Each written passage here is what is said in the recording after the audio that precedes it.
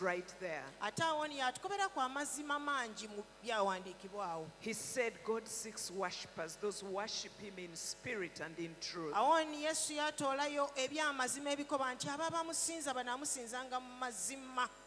The result was a revival. Come and see the man who told me everything I have ever done.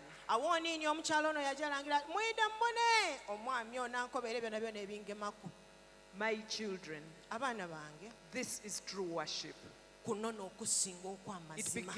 It starts with a total transformation of our lives. That's why Apostle Paul writes to us in Romans 12. And he says, therefore, I urge you, my brothers and sisters, in view of God's mercy, to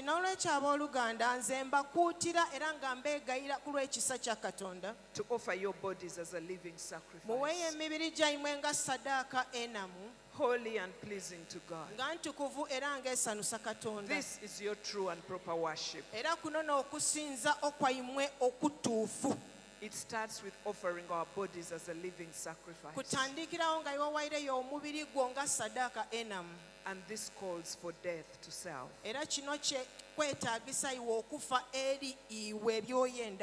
Mama says, the reason worship has turned into entertainment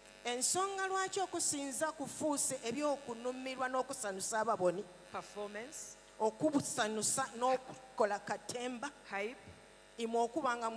hype, emotionalism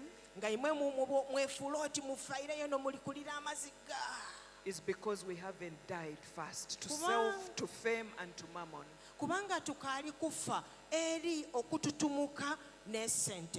We have therefore remained with a form of godliness, yet denying its power.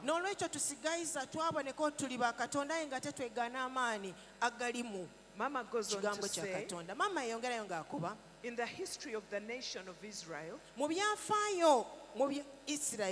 we learn that King Solomon had gold shields because the nation was so prosperous. However, when his son Rehoboam took over, Jerusalem was plundered. And so he replaced King Solomon's gold shields with brass.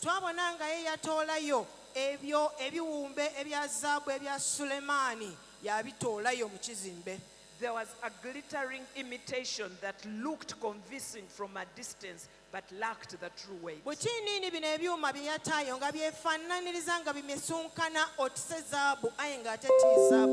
The people retained the appearance of glory while forfeiting its weight and its reality.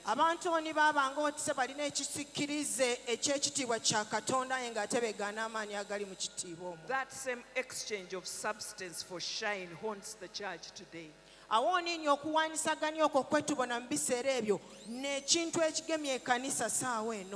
God is calling the church to move from image management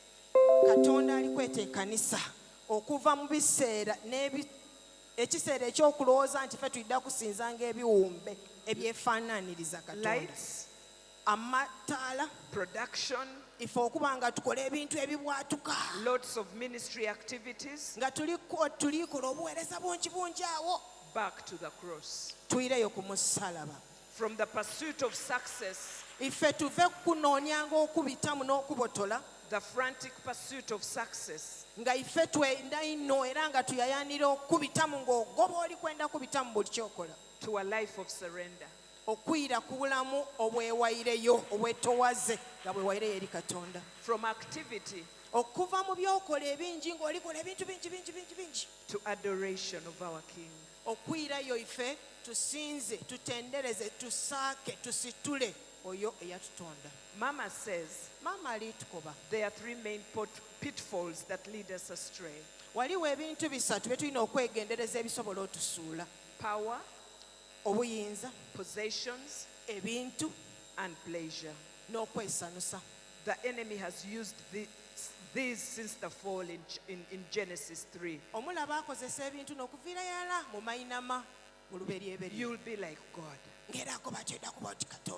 In Luke 4, it is the same thing he does. I'll give you all these kingdoms if you bow and worship me. Throw yourself down and the angels will hold you up. He's saying, Jesus, show some power. Turn these stones into bread. Jesus had to die, and that was his assignment. But he had to die on a tree to remove the curse, not by throwing himself down to prove a point. The enemy has handed us wrong methods today.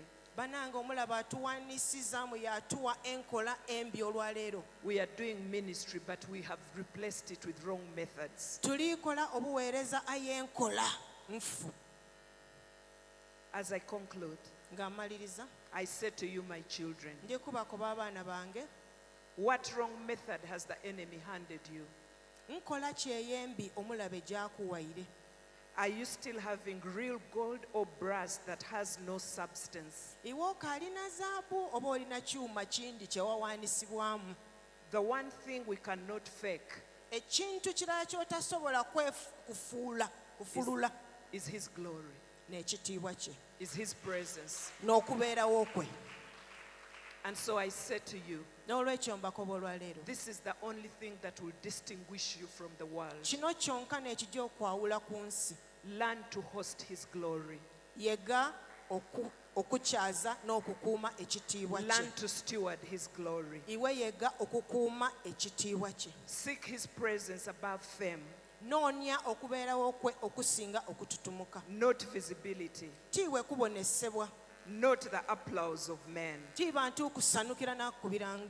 This simply leads to strife, competition, and selfish ambition. Finally, my dear children, we would achieve so much if we didn't care who takes the glory, who takes the credit.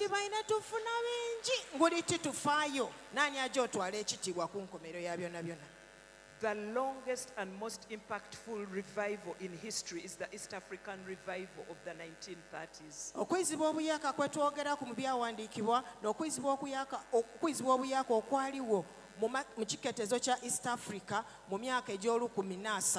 Why does it carry so much impact? It was nameless. It was faceless. It had no superstars. It had no celebrities. It was characterized by true disciples, transformed by the gospel, not fans. It was about to kutendereza Yesu. They were just praising God, marked by love, living in one accord. It was marked by consecration. They walked in the light. It changed the quality of the life of the people. Nomads settled down.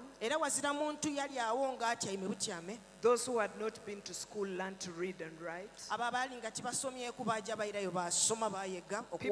People learned to boil milk. People learned proper hygiene and sanitation as a result of the gospel. And above all, they dealt with the idolatry in the land.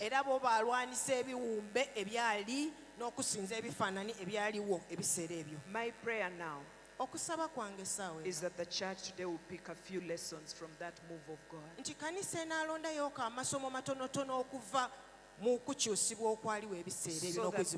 so that we get back to knowing the weight of his glory.